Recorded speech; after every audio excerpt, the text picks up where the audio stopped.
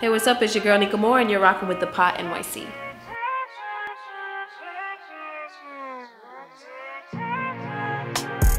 Marco Polo, come and find me. Love it when you get behind me. You'll be swimming up.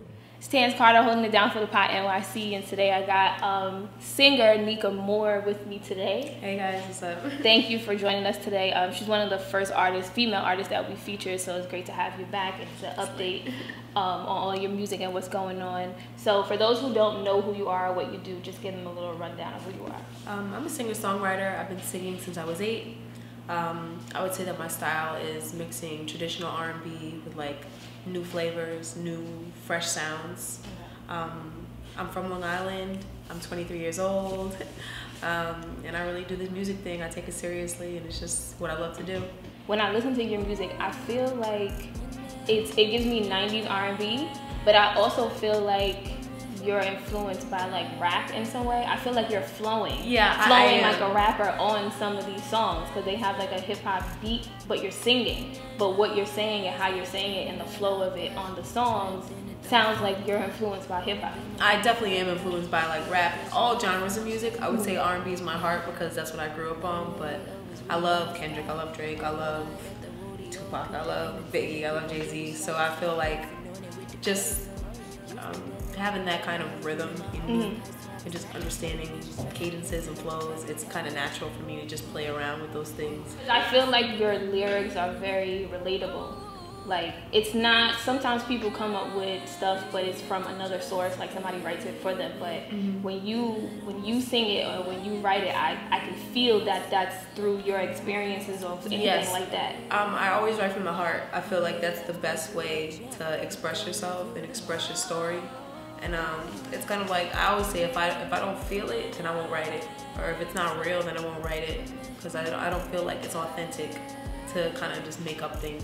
So with your new project, Thursday night, what was the creative process behind this project? Well, I would say that it kind of came together fairly randomly. When I first, Thursday night wasn't a concept, it just came together. Maybe I would say during that hiatus I was recording songs like Nudes or Night Swim, and they were kind of just like a part of an experimental process I was just working on. As time kind of passed and experiences happened, I kind of started to feel like, okay, maybe these are cohesive pieces that should go together. Maybe this is a story that's been writing itself all along and I didn't even realize. With the Thursday night EP, there's only 5 songs. Yeah. Is there a reason why there's only 5 songs? Because I feel like it's like a little taste, but like I personally feel like I want more. Okay, well, I think that's kind of the point. I feel like 5 songs. I've been recording a lot. I have a lot of songs, but I feel like cohesively those felt like they were a vibe. It was originally going to be like a Valentine's Day EP, and it just kind of didn't come out during that timing. And I feel like I'm glad I waited, and I'm glad that I called it a Thursday night EP, and I kind of put the story around, like, I want to say, like my life, my fantasies, my feelings, or my emotions during that moment. And I feel like those all together made a perfect 5-piece. It almost is like a soundtrack to a situationship. Yeah. Right? I wouldn't say a situationship, but a situation, sure. Okay, because when I listen to it, I'm like, okay, that's like something that might happen like in the beginning, something like that. And then you go into Night Swim, and then you go into Goals at the end.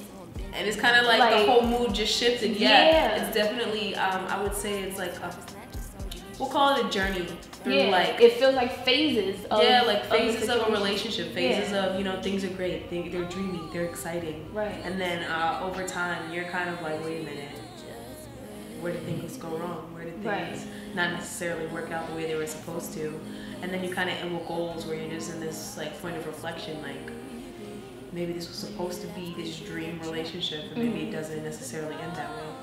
Do you have an experience, like, is that pulling from a specific experience? I would say it's definitely pulling from a certain part of my life that I'm kind of just working my way through, but it's life. Are you going to do videos for Thursday night? People have been asking me. I definitely think that that's something I'm interested in doing, but I really just want people to hear it and hear me first before they see me. Because I feel like you have Instagram, you have Facebook, you have things. People see me a lot, right? But they don't hear me. So I want you to. So, is there anything else that you want to get into besides music, like acting, anything like that? Do you have other talents? I would say acting is not something. I'm really open. Like at this point in my life, I'm like, you know what, modeling, acting, singing. But I feel like I just want the focus to be on the music first. I'm really into like fashion, into drawing and painting and things like that. I do my own graphics for my projects. I do my own editing for videos and things like that. So I'm definitely just trying to take all those creative skills and use them to the fullest of like the fullest capacity as possible. That's what you went to school for? Yeah, I went to school for visual arts graphic design. Oh, okay. So everything that you do as far as like presenting myself, like I've branded myself as far as I'm concerned. Yeah. What about like your photo shoots and stuff? Because those seem like very like strategic. Yeah, no, they are. And I'm pretty much coming up with a lot of the concepts for it.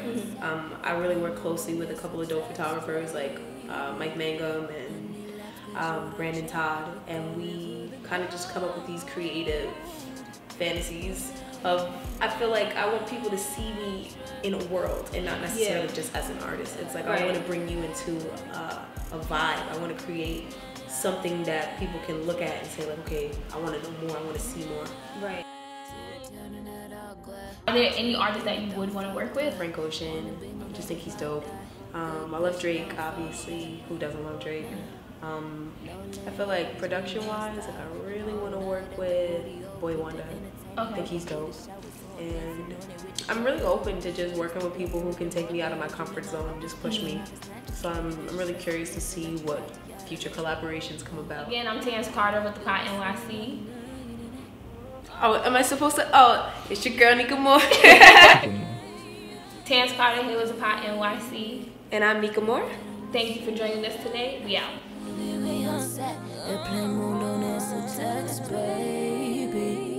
Honey laps, cause you the champ.